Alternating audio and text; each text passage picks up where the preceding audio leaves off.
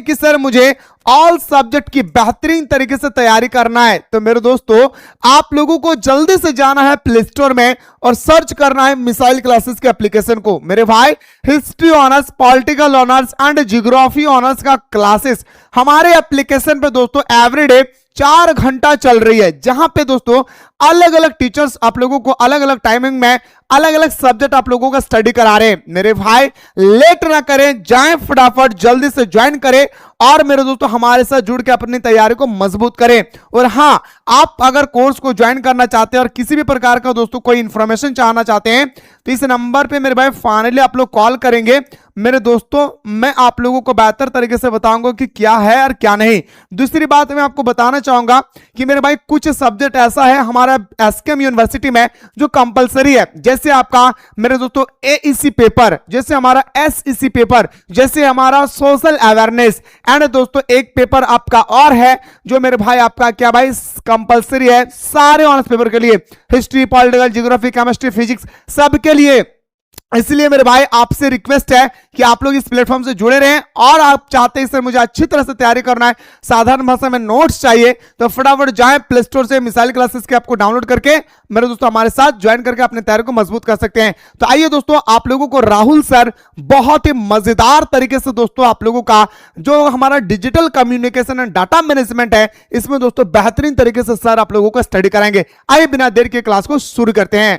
Public speech के बारे में आज की इस क्लास में हम लोग करने वाले हैं कि पब्लिक स्पीच किसे कहते हैं और पब्लिक स्पीच से जुड़ा हुआ इंपॉर्टेंट सवालों को हम लोग देखने वाले हैं। देखिए, पब्लिक स्पीच होता है जब आप एक किसी विशेष मंच पर खड़े होकर एक समग्र जनता को, आपके सामने जो ऑडियंस है उन सभी ऑडियंस को किसी विषय के बारे में जब आप अवगत कराते हो, किसी विषय के बारे में जब आप जानकारी देते हैं, या फिर उन आपके सामने जो जनता है उन जनता को जब आप मोटिवेट करते हो किसी काम को करने के लिए, इसी को हम लोग पब्लिक स्पीच कहते हैं।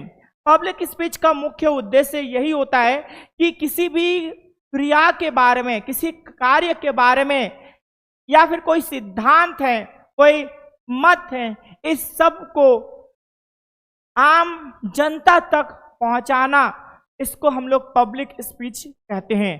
पब्लिक स्पीच किसके द्वारा किया जाता है ना, इसका सबसे बड़ा इस्तेमाल किया जाता है राजनीतिक दलों के द्वारा। जी हाँ, राजनीतिक दल पब्लिक स्पीच का बहुत ज्यादा इस्तेमाल करते हैं। उनके जो नेता होते हैं, किसी भी राजनीतिक दल के जो भी नेता होते हैं, वो जनता तक अपनी सरकार की या फिर अपनी जो संगठन है उन संगठन के बारे में अधिक से अधिक जानकारी लोगों तक पहुंचाने चाहते हैं। और साथ ही साथ अगर वो पार्टी किसी चुनाव में खड़ा हो रहा है तो जनता को रिझाने का काम पब्लिक स्पीच के माध्यम से वो लोग करते हैं। पब्लिक स्पीच हम लोग स्कूलों में, कॉलेजों में देखते हैं, जहां बच्चे, जहां स्टूडेंट अपनी अंदर की जो कला है यानी बोलने की कला, उस बोलने की कला को पब्लिक स्पीच के माध्यम से अपनी हुनर को सबके सामने वो बयां करता है। पब्लिक स्पीच हम लोग देखते हैं 15 अगस्त को, या फिर 26 जनवरी, गांधी जयंती, या फिर स्कूल या फिर कॉलेज के किसी भी प्रोग्राम में पब्लिक स्पीच हमें देखने को मिल जाती है। इसका मुख्य उद्देश्य यही होता है कि जो आम नागरिक हैं, उन साधारण नागरिकों को किसी विषय के बारे में अवगत करवाना। चलिए आज के पहले सवाल की ओर हम लोग मूव करते हैं। आज का पहला सवाल है, what is the main purpose of a public speech? Public speech का मुख्य उद्देश्य क्या होता है, इसके बारे में आपसे सवाल जवाब किया जा रहा है कि पब्लिक स्पीच का मुख्य उद्देश्य क्या होता है। टू एंटरटेन ओनली, लोगों को केवल मात्र मनोरंजन करवाना। Option B, to communicate ideas and information, ना लोगों के बीच संवाद करना, कोई भी विचार या फिर कोई भी सूचना को लेकर के लोगों के बीच संवाद स्थापित करना। या फिर to argue with the people, लोगों के साथ तर्क वितर्क करना। या फिर option D, to waste time, समय की बर्बादी करना। तो करेक्ट ऑप्शन क्या होगा? Option B, to communicate ideas and information. आप कोई भी जो आइडिया आपके पास है, आपके पास जो भी आइडिया है या फिर कोई भी सूचना है, वो आम जन तक पहुंचाना इसका मुख्य उद्देश्य होता है पब्लिक स्पीच का। चलिए नेक्स्ट सवाल की ओर हम लोग बढ़ते हैं। अगला सवाल, तो अगला सवाल आपसे क्या पूछ रहा है? तो अगला सवाल आपसे पूछा जा रहा है कि what should a speaker do at the beginning of a speech, कि भाषण से पहले वक्ता, स्पीकर का मतलब होता है वक्ता जो वक्तव्य को रखते हैं, स्पीकर मतलब होता है वक्ता जो वक्तव्य को रखते हैं सबके सामने, एक जनसमूह के सामने, तो उसको शुरुआत में क्या करना चाहिए? इग्नोर द ऑडियंस, जो उसके सामने जो श्रोता हैं उन श्रोताओं को इग्नोर कर देना चाहिए। उसके बाद option B, greet the audience, यानी ऑडियंस जो जनता है उसके सामने जो जन समुद्र है ना, जो जन सैलाब उसके सामने खड़ी हुई है, उन सभी को ग्रीट करना यानी उनको संबोधन करना। या फिर रीड द कंक्लूजन, एकदम शुरुआत में ही सारांश को पढ़ देना। या फिर option D, leave the stage, यानी स्टेज को छोड़ करके चले जाना। शुरुआत में हमारे स्पीकर को क्या करना चाहिए? तो कौन सा ऑप्शन करेक्ट होगा? Option B, greet the audience, यानी सभा जो आपके सामने जो लोगों का जो हुजूम खड़ा हुआ है, जो लोगों की जो समूह खड़ा हुई है, उन सभी को क्या करना ना, उन सभी को ग्रीट करना। ग्रीट का मतलब होता है संबोधन करना। आप देखिएगा आपके स्कूल में या फिर आपके कॉलेज में या फिर आप किसी भी देखिएगा किसी भी सभा में, कोई भी नेताजी के कोई भी सभा में लोगों को स्वागत किया जाता है। ठीक, चलिए आगे की ओर बढ़ते हैं। अगला सवाल क्वेश्चन नंबर 3 की ओर बढ़ते हैं। क्वेश्चन नंबर 3 आपसे क्या सवाल पूछ रहा है कि विच quality is most important for an effective public speaker. एक ऐसा स्पीकर जो प्रभावी रूप से जनता के ऊपर प्रभाव विस्तार छोड़ सके, उसके पास कौन सी खूबी होनी चाहिए? देखिए इतिहास में, भारत के इतिहास में कई बड़े बड़े ऐसे राजनेता हुए हैं, इतिहास में भी और वर्तमान के समय भी, जिनको लोग सुनने जाते हैं। कई नेता, ठीक है ना, कई नेता हुए हैं। उनका अंदर, उन सभी के अंदर कौन सी खूबी होती है ना? वो अच्छा बोल पाते हैं। चाहे आप उनसे किसी भी मत को लेकर के किसी भी तरीके से आप उनके अगेंस्ट हो सकते हो, मगर उनके अंदर भाषण देने की, यानी जो जनता है उन जनता के सामने अपनी बातों को बयां करने की एक अच्छी खूबी होती है। तो एक अच्छा वक्ता, उसके अंदर कौन सी खूबी होना चाहिए? एक वक्ता के अंदर वो कौन सी खूबी होना चाहिए जो उसे एक प्रभावी वक्ता बनाएगा? यानी उसके वक्तव्य को सुनकर, उनकी बातों को सुनकर के बहुत सारे लोग प्रभावित होंगे।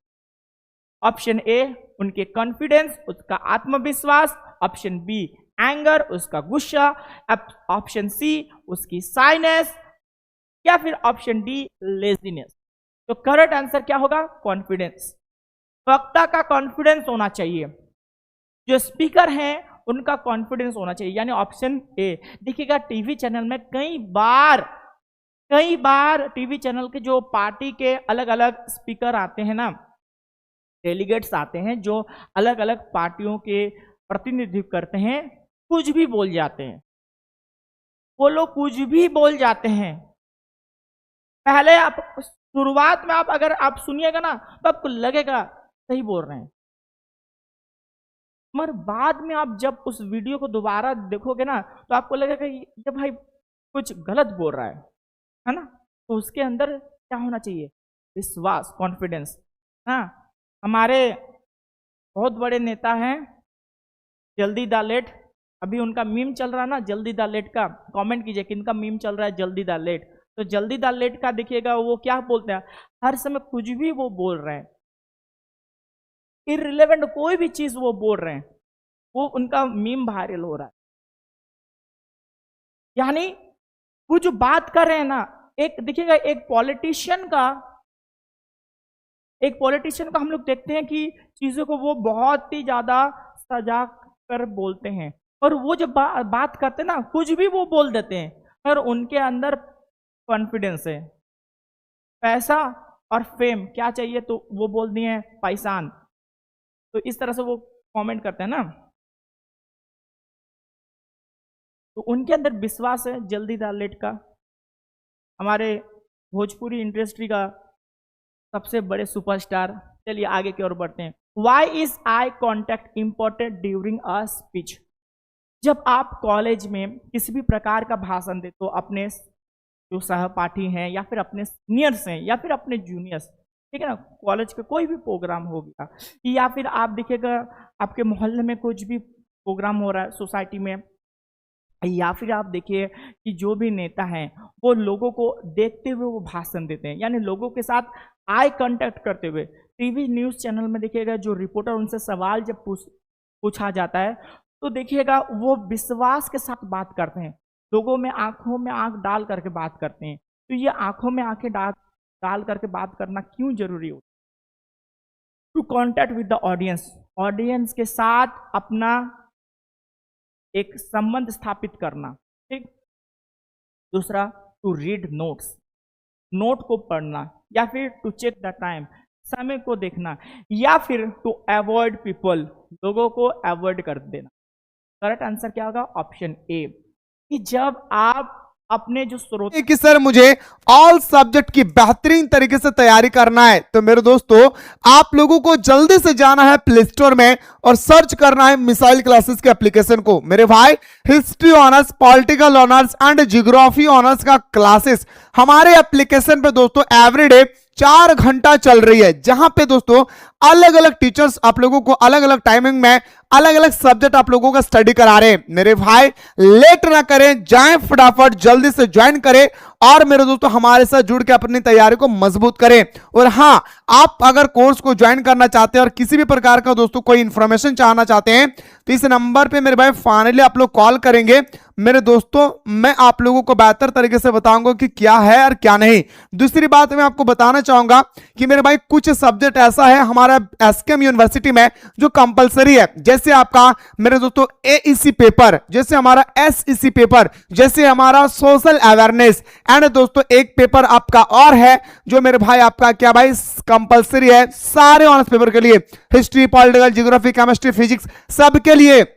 इसलिए मेरे भाई आपसे रिक्वेस्ट है कि आप लोग इस प्लेटफॉर्म से जुड़े रहें, और आप चाहते हैं सर मुझे अच्छी तरह से तैयारी करना है, साधारण भाषा में नोट्स चाहिए, तो फटाफट जाएं प्ले स्टोर से मिसाइल क्लासेस के आपको डाउनलोड करके मेरे दोस्तों हमारे साथ ज्वाइन करके अपनी तैयारी को मजबूत कर सकते हैं। तो आइए दोस्तों, आप लोगों को राहुल सर बहुत ही मजेदार तरीके से दोस्तों आप लोगों का जो हमारा digital communication and data management है, इसमें दोस्तों बेहतरीन तरीके से सर आप लोगों को स्टडी कराएंगे। आइए बिना देर के क्लास को शुरू करते हैं। होता है उनसे आंखों में आंखें डाल करके जब आप बात कर रहे हो ना, तो उनको भी लगेगा कि ये भाई ये बंदा मुझको ही एड्रेस करके बोलता है।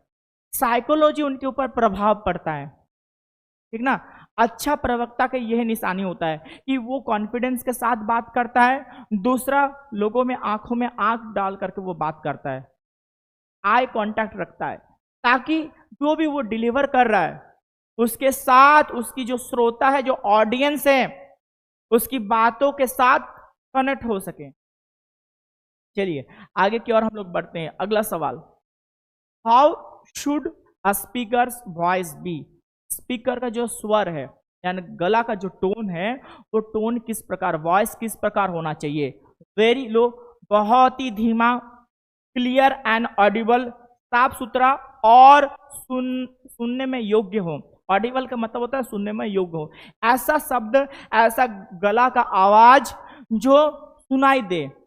वेरी फास्ट, बहुत ही जल्दी जल्दी बोल रहे हैं, या फिर अनक्लियर, अस्पष्ट तरीके से वो बात कर रहे हैं। तो करेक्ट ऑप्शन क्या होगा? क्लियर एंड ऑडिबल, साफ सुथरा और उसके साथ साथ ऑडिबल। ऑडिबल का मतलब होता है सुनाई देना, ठीक, बातों में किसी भी प्रकार का जकड़न ना हो और क्लियर साउंड आए।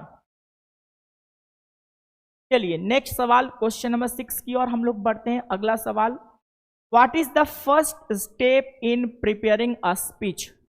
आप स्कूल में, यह 15 अगस्त अभी आ रहा है ना, 15 अगस्त हो गया, 25 जनवरी हो गया, या फिर आपके स्कूल का सॉरी आपके यूनिवर्सिटी का जो एस्टैब्लिशमेंट डे होता है ना, स्थापना दिवस होता है, या फिर आपका कॉलेज की जब स्थापना दिवस होती है, या फिर कोई भी प्रोग्राम इस कॉलेज में कोई भी कल्चरल प्रोग्राम, जब आप भाषण देने जाते हो, किसी भी चीज के बारे में लोगों को बताने जाते हो, मान के चलिए कि आप वहां पर कॉलेज का प्रतिनिधित्व कर रहे हैं, inter college speech debate competition हो रहा है।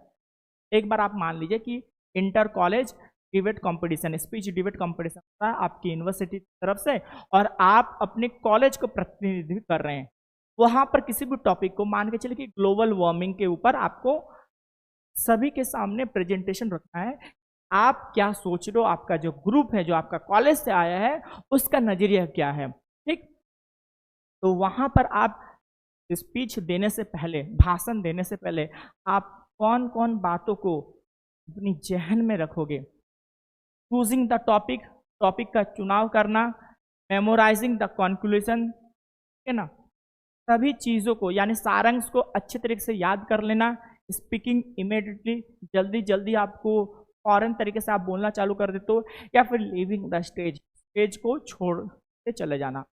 तो पहला और सबसे इंपॉर्टेंट है कि option A, choosing the topic.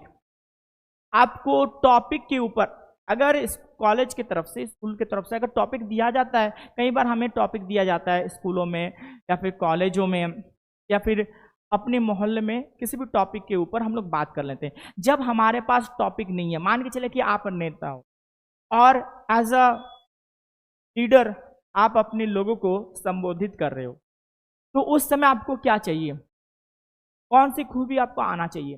तो वो होगा कि टॉपिक के बारे में आपको जानकारी, विषय के बारे में, संपूर्ण विषय के बारे में आपको जानकारी होना चाहिए, तभी जाकर आप लोगों को अपनी तरफ खींच सकते हैं।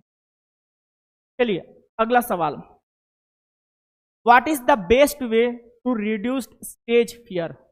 बहुत सारे लोग स्टेज फियर से डरते हैं। स्टेज फियर का मतलब क्या होता है ना, भले ही वो खुद में बात कर लेंगे ना, मगर जहां वो स्टेज में खड़े हो गए हैं और स्टेज के सामने बहुत सारे लोग हैं, उनके सामने वो बात नहीं कर पाते हैं, घबरा जाते हैं, पैनिक आता है। तो सबसे बेहतर तरीका क्या होता है कि आप स्टेज फियर को आप कम करो।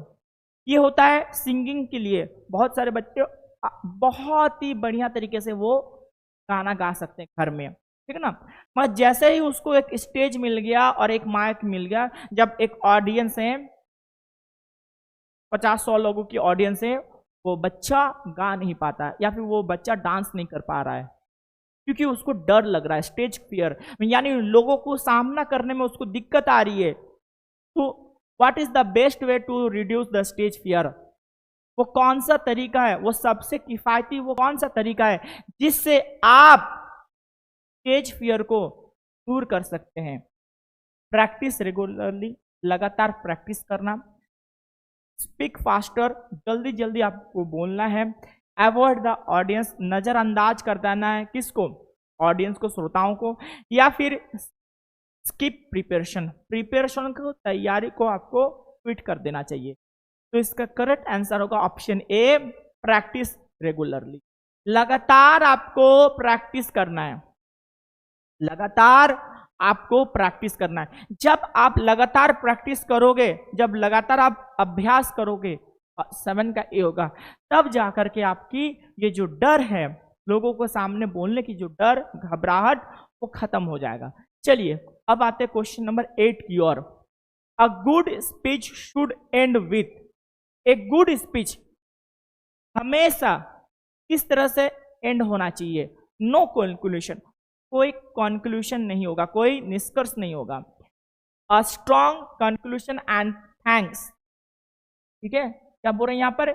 एक स्ट्रॉन्ग निष्कर्ष, एक प्रभावी, यहाँ पर स्ट्रॉन्ग का मतलब प्रभावी है ना, शक्तिशाली नहीं बोलेंगे, स्ट्रॉन्ग का मतलब होगा यहाँ पर प्रभावी, एक प्रभावी निष्कर्ष, और उसके साथ साथ लोगों को आप धन्यवाद ज्ञापन कर रहे हो जो श्रोता सुनने को आए हैं। अ जोक ओनली, ना मजाक से आप उसको खत्म कीजिए या फिर साइलेंस, एकदम चुपचाप हो जाइए। जब आपको एक भाषण को समाप्त करना है, एक बढ़िया भाषण हमेशा कब एंड होता है, तो वो एंड होता है अ स्ट्रॉन्ग कंक्लूजन, एक प्रभावी निष्कर्ष से और लोगों की धन्यवाद से। जो स्पीकर होगा प्रभावी सारांश वो बताएंगे, निष्कर्ष वो बताएंगे, और साथ ही साथ अंत में जाकर के सारे जो ऑडियंस हैं उन सभी ऑडियंस को उनके खुद की तरफ से या फिर जो संगठन से वो बात कर रहे हैं उनकी तरफ से वो धन्यवाद सभी श्रोता को करेंगे। चलिए आगे की ओर बढ़ते हैं। अगला सवाल question number 9, why are example used in a speech. एक स्पीच में, एक भाषण में क्यों उदाहरणों का इस्तेमाल किया जाता है?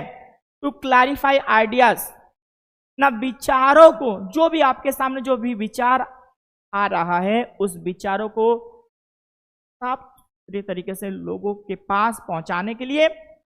टू कंफ्यूज द ऑडियंस, ना सारे जो दर्शक हैं, श्रोता है, उन श्रोताओं को दिग्भ्रमित करने के लिए, या फिर टू वेस्ट टाइम, उनके समय की बर्बादी करने के लिए, या फिर टू क्रिटिसाइज अदर, कोई दूसरा व्यक्ति है उस दूसरा व्यक्ति को हम लोग क्रिटिसाइज करते, यानी उसकी खूबी को नजरअंदाज करते हुए क्या वो गलतियां कर रही है इसके बारे में हम लोग टीका टिप्पणी कर रहे हैं, उसकी आलोचना, दूसरों को आलोचना करने के लिए हम लोग एग्जाम्पल की इस्तेमाल करते हैं। तो करेक्ट ऑप्शन क्या होगा? To clarify ideas. आपके पास जो आइडिया है, जिस टॉपिक के ऊपर आप जनता को बोल रहे हैं, मान के चलिए कि आप नेता हैं, ठीक, आप एक स्ट्रांग कांग्रेस, बीजेपी, जेएमएम, कोई भी पार्टी का आप नेता है, ठीक। एक बार मान के चलिए कि आप अपने जो दर्शक हैं, जो ऑडियंस आया है आपको सुनने के लिए, मान के चलिए कि आप एक लीडर हैं, ठीक है ना, झारखंड का एक लीडर है, जो भी झारखंड की पार्टियां उनमें से मान के चलिए जो भी आपको अच्छा लगता है, एक सिनेरियो को देख लीजिए कि आपके पास एक जनता है, वो जनता आपको सुनने के लिए आए हैं, तो वहां पर आप इस्तेमाल कर रहे हैं उदाहरणों का। क्यों ना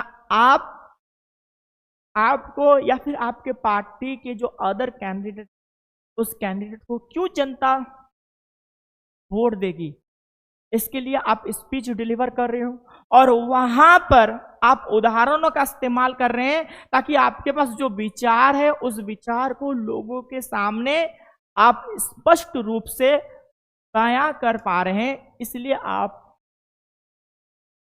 एग्जाम्पल का इस्तेमाल करने वाले हैं या फिर करेंगे। चलिए आगे की ओर बढ़ते हैं। Why is body language important in public speech? Body language क्यों महत्वपूर्ण हो जाती है जब आप पब्लिक स्पीच करते हो, यानी लोगों के सामने जब आप भाषण देते हो उस समय आपकी बॉडी स्पीच को, सॉरी बॉडी लैंग्वेज को क्यों देखा जाता है? इट सपोर्ट द मैसेज, ये आपका संदेश को सपोर्ट करता है। दूसरा, इट डिस्ट्रैक्ट पीपल, ना इस लोगों की जो ध्यान है इस ध्यान को भटका देता है, या फिर इट इज अननेसेसरी, इसकी कोई जरूरत नहीं होती है, या फिर इट रिप्लेस स्पीकिंग, ये बोलने की जगह ये ले लेता है। आपका बॉडी लैंग्वेज बोलने की जो कला है उसका जगह ले लेता है। तो इसका करेक्ट आंसर क्या होगा? It support the message. जब आप अपनी बॉडी को इस्तेमाल करते हैं भाषण में, जब आप अपनी बॉडी को इस्तेमाल करते हैं तो आप जो संदेश उनको देना चाह रहे हो उस संदेश के साथ आप खुद जुड़ते हुए उनके पास पहुंच रहे हैं। केवल मात्र आपका संदेश नहीं पहुंच रहा है बल्कि आपका जो प्रभावशाली व्यक्तित्व है वो भी व्यक्तित्व उनके पास पहुंच रहा है। चलिए आगे की ओर बढ़ते हैं। अगला question number 11, public speak is a form of. Public speaking किसका फॉर्म है? Verbal communication, written communication, visual communication, या फिर नॉन वर्बल कम्युनिकेशन ओनली। तो पब्लिक स्पीकिंग आपका एक वीडियो में आपको बताए थे कि पब्लिक स्पीकिंग क्या होता है, जहां पर वर्ड का इस्तेमाल होता है, जहां पर रिटन डॉक्यूमेंट्स का इस्तेमाल होता है, जहां पर वर्ड्स का इस्तेमाल होता है, उसको हम लोग वर्बल कम्युनिकेशन कहते हैं, यानी मौखिक संवाद। वर्बल का मतलब होता है मौखिक और कम्युनिकेशन का मतलब होता है संवाद, मौखिक संवाद इसे कहते हैं। चलिए अब आते क्वेश्चन नंबर 12 की ओर। The language of a speech should B.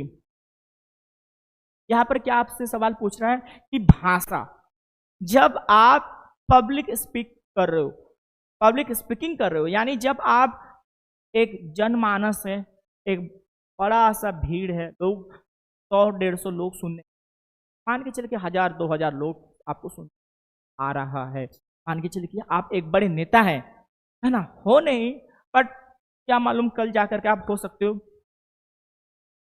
उसकी भाषा, यानी आप जो भाषा डिलीवर करने वाले हैं, ठीक, जो भाषा का आपका चुनाव, वो भाषा किस प्रकार होना चाहिए, यानी आपका लैंग्वेज, किसी भी लैंग्वेज में आप बात कर सकते हैं। तो लोग देखिए, आप अगर हिंदी बेल्ट में आप, हम लोग नॉर्थ इंडिया में, तो नॉर्थ इंडिया में अधिकतर हिस्सा में हिंदी बोला जाता है, ठीक है, या फिर आप अंग्रेजी साउथ में जाइए तो आप बोल सकते हैं, मान के चलिए तो हिंदी ही बोलना है, ठीक, आप हिंदी में बोल रहे हैं, तो आपका जो भाषा, यानी पब्लिक स्पीकिंग का जो भाषा किस प्रकार से होना चाहिए, सिंपल एंड क्लियर, ठीक है, साधारण एवं साफ तरीके से। डिफिकल्ट, बहुत ही ज्यादा डिफिकल्ट, या फिर कंफ्यूजिंग, लोगों को दिग्भ्रमित करने वाला, या फिर ऑफेंसिव, लोगों को गुस्सा दिलाने वाला, इस तरह का भाषा का आप इस्तेमाल करने। तो इसका करेक्ट आंसर क्या होगा, option A, simple and clear. साधारण भाषा का आप इस्तेमाल करोगे, जिस भाषा को लोग समझ रहे हैं, और उसके साथ साथ वो भाषा क्लियर होना चाहिए। चलिए क्वेश्चन नंबर 13 की ओर बढ़ते हैं। अगला सवाल, what should a speaker focus on during the speech. सवाल क्या पूछ रहा है, जब एक स्पीकर, एक प्रवक्ता, एक वक्ता जब भाषण देने वाले हैं, उसको वो कौन सी चीजों के ऊपर अधिक ध्यान देना पड़ेगा। कीपिंग द ऑडियंस एंगेज, हमेशा लोगों को एंगेज करते हुए रखना। दूसरा, reading only from the notes, केवल मात्र नोट से भी पढ़ना, है ना। स्पीकिंग वेरी क्विकली, जल्दी जल्दी बात करना, या फिर लुकिंग द फ्लोर, हमेशा जमीन तक देखना। तो कीपिंग द ऑडियंस एंगेज, ना हमेशा लोगों की, जो लोग आपको सुनने आया है, उन सभी लोगों को एंगेज करके रखना, यानी उन सभी लोगों की ध्यान अपने तरफ खींच के रखना। अच्छा प्रवक्ता सीरियस बात भी करेगा, उदाहरण भी देगा, थोड़ा हंसी मजाक भी कर लेगा, कोई गंभीर सवाल भी पूछेगा, तो उसका टोन दिखेगा। क्यों बड़े बड़े नेता क्यों इतना ज्यादा फेमस हुए, हम लोग बोलते हैं ना कि वो बंदा अच्छा बोलता है, कोई भी पार्टी का हो, कि वो हमेशा लोगों को अपनी ओर खींचने, समाज को, जो उसके सामने जो ऑडियंस है ना, वो ऑडियंस को अपने की तरफ खींच के रखता है। आप देखिए कपिल शर्मा शो, तो सभी देखते हैं कपिल शर्मा, कॉमेडी शो है। अब देखो उस वो कैरेक्टर कपिल शर्मा को देखिएगा, वो जो एक्ट करते हैं, हमको हंसाने की कोशिश करते हैं, कई बार वो सीरियस बातों को भी वो बोल देते हैं, है ना। कई बार वो सीरियस बातों को बोलते हैं, कई बार वो कॉमिक भी करते हैं, सीरियस चीजों को भी बोलता है। अधिकतर वो कॉमेडी के हिसाब से वो सीरियस चीजों को भी बीच बीच में वो बोल देते हैं, यानी ऑडियंस को एंगेज करके रखते हैं, यानी उन सभी का ध्यान उन्हीं की ओर आकर्षित करके रखते हैं। पब्लिक स्पीकर का यही खूबी होता है कि हमेशा लोगों की ध्यान अपनी तरफ खींच के रखता है। चलिए आगे की ओर बढ़ते हैं, यानी ऑप्शन ए इसका करेक्ट होगा। Question number 15, what should you do before the delivering a speech. देखिए जब आप एक भाषण को डिलीवर करने वाले हो, यानी एक भाषण को लोगों के सामने जब आप उसको बयां करने जा रहे हैं, यानी लोगों को एक किसी भी टॉपिक के ऊपर आप भाषण देने जा रहे हैं, उस समय आपको क्या करना चाहिए, उससे पहले आपको क्या करना चाहिए। प्रैक्टिस वेल, बढ़िया तरीके से आप प्रैक्टिस कर लीजिएगा। उसके बाद अराइव लेट, सबसे जल्दी द लेट, है ना, जल्दी द लेट होइए यानी सबसे लास्ट में वो जाइए, जब जनता आ जाएगा उसके बाद आप पहुंचिए। उसके बाद अवॉइड द प्रिपरेशन, आपको तैयारी को आप नजरअंदाज कर लीजिए, या फिर चेंज द टॉपिक सडनली, अचानक टॉपिक को आप चेंज कर, ठीक। तो आपको क्या करना चाहिए? एक अच्छा प्रवक्ता उसी को, या फिर अच्छा एक वक्ता उसी को माना जाता है जो अच्छी तरीके से प्रैक्टिस कर लें, अच्छी चीजों को वो ढंग करके वो बोल सकते।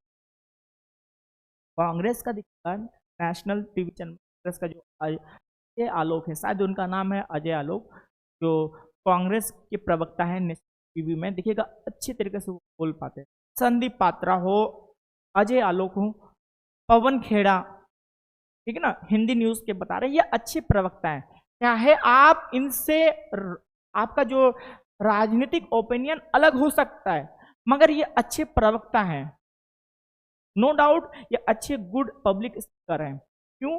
क्योंकि ये चीजों के ऊपर रिसर्च करते हैं और अच्छे तरीके से वो बोलते हैं। चलिए आगे की ओर अब बढ़ते हैं। Why is the time management important in a speech? Public speech में जो एक टाइम दिया जाता है कि इतना टाइम के अंदर, आप खुद भी एक टाइम लिमिट कर देते हो, है ना, समय का आप पाबंद हो, आप समय का पाबंद होते हो। समय प्रबंधन, टाइम मैनेज का प्रबंधन, समय मैनेजमेंट, समय को मैनेज करना, एक पार्टिकुलरली टाइम के अंदर आप अपनी भाषण को समाप्त करने की कोशिश करते हो। क्यों करते हैं? To finish within the allotted time, उस जो उनके लिए जो टाइम निर्धारित किया गया है उसी के अंदर आपको बोलना है, या फिर to speak as long as speech, जितना समय रहेगा उतने समय तक वो बोलते जाएंगे, या फिर टू कंफ्यूज द ऑडियंस, लोगों को भ्रम में डाल देना, या फिर इट इज नॉट इंपॉर्टेंट, ये जरूरी नहीं। तो करेक्ट आंसर क्या होगा? ऑप्शन है, to finish within the allotted time. जो भी समय उनके ऊपर निर्धारित किया गया है, इस समय के अंदर आप अपनी वक्तव्य को लोगों के सामने आप डिलीवर कर रहे हैं। क्यों? इसका करने का उद्देश्य, टाइम क्यों अलॉटेड किया, क्यों अलॉट करवा दिया जाता है? क्योंकि सिर्फ आप उस मंच पर नहीं बोल रहे हैं, सभी लोग उस मंच पर बोल रहे हैं, सबको बराबर तरीके से, जैसे आप कॉलेज का जो कंपटीशन होता है या फिर स्कूलों में जो कंपटीशन होता है, वहां पर सभी लोगों को एक सुनिश्चित टाइम दिया जाता है। इस समय के अंदर आप अपने भाषण को लोगों के सामने आप रखिए, अपनी बातों को लोगों के सामने रखिए। डिबेट में, जो न्यूज चैनल में जो डिबेट होता है, देखिएगा टाइमर वहां पर लगा रहता है। और इसका दूसरा एक पार्टिकुलर पॉइंट ये भी है कि एक समय तक इंसान अपनी बातों के ऊपर कंट्रोल रख सकता है। जितना ज्यादा वो बोलेगा तो वो चीजों को वो कंट्रोल नहीं कर सकता है, उसको जाना है सीधा तो वो दाएं बाएं मुड़ जाएगा। ठीक, चलिए आगे की ओर बढ़ते हैं। अगला question number 16, smiling during a speech helps to. जब आप भाषण दे रहे हैं, उस भाषण में आप अगर मुस्कुरा रहे हैं, तो ये कौन ऐसी चीज मदद करता है? क्रिएट अ पॉजिटिव इंप्रेस, लोगों के ऊपर प्रभावी, आपके ऊपर आप जब भाषण दे रहे हो और लगातार आप मुस्कुरा रहे हो, तो लोगों के ऊपर आप अच्छा पकड़ बना पा रहे हैं। दूसरा, मेक द ऑडियंस एंग्री, ना लोगों को आप गुस्सा दिला रहे हो। एंड द स्पीच अर्ली, जल्दी जल्दी आप स्पीच को खत्म कर दे रहे हैं, या फिर डिस्ट्रैक्ट द लिसनर, जो लिसनर है यानी जो श्रोता है, उनके दिमाग को आप उस टॉपिक से हटा दे रहे हो, यानी उनको उनकी जो मन लगाकर जो चीजों को सुन रहे हैं दिग्भ्रमित करना चाहते हो। तो क्यों आप मुस्कुराते हैं? तो इसका मुख्य उद्देश्य होता है कि लोगों के ऊपर एक सकारात्मक प्रभाव आप डालने की कोशिश कर रहे हैं। ये बॉडी लैंग्वेज में आता है, मुस्कुराना, हाथों का मूवमेंट करना, शरीर मुंडी हिलाना, स्माइलिंग करते रहना, ताकि लोगों की ध्यान आप अपने तरफ खींच करके रख सकते हैं। आगे की ओर बढ़ते हैं। Question number 17, what is the purpose of A persuasive speech? Persuasive speech का उद्देश्य क्या होता है? टू कन्विंस द ऑडियंस, यानी लोगों को किसी बात के ऊपर मनवा लेना। चलिए आगे की ओर बढ़ते हैं। Question number 18, why should facts be included in a speech? तथ्यों को पब्लिक स्पीच में क्यों रखा जाता है? टू इंक्रीज द क्रेडिबिलिटी, यानी आपकी बातों के ऊपर जनता और से अधिक विश्वास करें, इसलिए तथ्यों को रखा जाता है। क्यों लोग आपके बातों को विश्वास करेंगे? टू मेक इट लॉन्गर, इसको बड़ा करने के लिए, या फिर टू कंफ्यूज द लिसनर, जो श्रोता है इनको भ्रमित करने के लिए, या फिर टू अवॉइड द क्वेश्चन, सवालों को, है ना, सवालों को दरकिनार करने के लिए फैक्ट्स को रखा जाता है। तो करेक्ट ऑप्शन क्या होगा? To increase credibility. कि लोग आपकी बातों के ऊपर क्यों विश्वास करें, इसकी संभावना को बढ़ाने के लिए तथ्यों का इस्तेमाल किया जाता है। Question number 18। Question number 19, how should a speaker answer audience question? तो एक स्पीकर अपनी जनता के द्वारा पूछा गया जो सवाल है, उस सवाल को किस प्रकार से उसको जवाब देना चाहिए? तो पोलाइटली एंड कॉन्फिडेंटली, ठीक है, पोलाइटली स्थिर रूप से आत्मविश्वास तरीके से, या फिर रूडली, है ना, गुस्सा हो जाना, इस हिसाब से तो जवाब दे रहा है। इग्नोर देम, उन सभी को इग्नोर कर देना, और या फिर option D, refuse to answer, जवाब ना। तो ये होगा पोलाइट एंड कॉन्फिडेंट, शांत तरीके से और आत्मविश्वास रूपी आप जनता के द्वारा उठाएगा जो भी सवाल है, इन सवाल को आप जवाब दे रहे हैं। अगला सवाल question number 20, confidence in public speaking mainly comes from? Public speaking में जो आपका आत्मविश्वास, ये आत्मविश्वास कहां से आ रहा है? रेगुलर प्रैक्टिस, जब लगातार आप प्रैक्टिस करते हो, भाषण देने का जब आप लगातार प्रैक्टिस करते हो, जब आप ऊंचा बोलते हो, केवल मात्र जब आप ऊंचा बोलते हो, या फिर option C, avoiding the preparation, जब आप अपनी पहली तैयारी, यानी भाषण देने से पहले तैयारी आप छोड़ देते हो, तैयारी नहीं करते हैं, या फिर मेमोराइजिंग वन सेंटेंस, केवल मात्र जब एक सेंटेंस को जब आप याद करते हो। तो इसका करेक्ट आंसर होगा ऑप्शन ए, जब लगातार भाषण देने से पहले जब लगातार आप प्रैक्टिस करते हो, और इसी बोलने की जो कला आपको, जब लगातार आप प्रैक्टिस करते हो तभी आपके अंदर बोलने की कला विकसित होती है, और इसी से आप लोगों के सामने, जनमानस के सामने आप अच्छे तरीके से अपनी बातों को रख सकते हैं। चलिए क्वेश्चन नंबर 21 की ओर हम लोग बढ़ते हैं। What is a common mistake in public speaking? Public speaking में एक ऐसा मिस्टेक, ऐसा गलती जो हर लोग करते हैं और जो कॉमन है, स्पीकिंग विदाउट प्रिपरेशन, बिना तैयारी किए हुए लोग बोलना चालू कर देते हैं। प्रैक्टिसिंग वेल, अच्छे तरीके से प्रैक्टिस करते हैं, तैयारी करते हैं बोलने से पहले। मेंटेनिंग आई कॉन्टैक्ट, दूसरों लोगों के साथ आंखों में आंख डाल करके वो बात करते हैं, या फिर स्पीकिंग क्लियरली, साफ तरीके से वो बोलने की कोशिश करते हैं। तो इसका होगा ऑप्शन ए, स्पीकिंग विदाउट प्रिपरेशन, बिना तैयारी किए हुए वो बोलना चालू करते हैं किसी भी टॉपिक के ऊपर।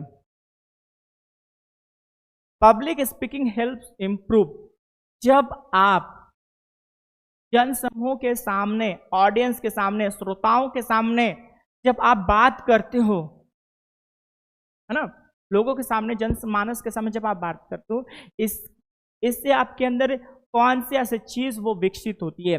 कम्युनिकेशन स्किल्स, आपके अंदर संवाद करने की जो कला, ये कला विकसित होती है। स्लीपिंग हैबिट्स, सोने की आदत बढ़ जाती है, अच्छी होती है। ड्राइंग स्किल, है ना, पेंटिंग करने का स्किल, ये इंक्रीज होता है। या फिर कुकिंग स्किल, खाना बनाने का जो स्किल, ये। तो इसका ऑप्शन क्या होगा? ए, करेक्ट ऑप्शन। चलिए आगे करते हैं question number 23, what is the purpose of the conclusion in a speech? एक भाषण में कंक्लूजन क्यों जरूरी होता है? समराइज द मेन टॉपिक, मुख्य जो पॉइंट है, इन मुख्य पॉइंटों को, मुख्य जो बिंदु, इन मुख्य बिंदु को समराइज करना, यानी उसका सारांश लिख करके देना, निष्कर्ष लिख के देना, सारांश लिख के देना। समराइज का मतलब होता है सारांश लिख के, सारांश उनको समझाना, मुख्य बिंदु का सारांश समझाना। इंट्रोड्यूस अ न्यू टॉपिक, एक नए टॉपिक की सूचना करना, एक नए विषय के ऊपर सूचना करना, सॉरी, एक नए विषय शुरुआत करना, सूचना बोल रहे, शुरुआत करना। टू कॉन्फ्यूज द ऑडियंस, लोगों को भ्रमित कर देना, या फिर to repeat the production only, केवल मात्र जो भूमिका है उसको बार बार दोहराना। तो इसका करेक्ट ऑप्शन क्या होगा? ए, समराइज द मेन टॉपिक, जो मुख्य बिंदु, इस मुख्य बिंदुओं को, इसकी सारांश जो होती है, इस सारांश को लोगों के पास समझाना, ये होता है कंक्लूजन का, निष्कर्ष का मुख्य उद्देश्य। चलिए आगे की ओर आते हैं। अगला ऑप्शन, सॉरी अगला क्वेश्चन, क्वेश्चन नंबर 24 क्या आपसे पूछ रहा है? 24 आपसे सवाल पूछ रहा है, which of the following describes an effective public speech, इनमें से कौन है जो प्रभावी रूप से जन संवाद को दर्शाता है? पब्लिक स्पीच का मतलब होता है जन संवाद, तो ये होगा option A, clear, organised and confidence.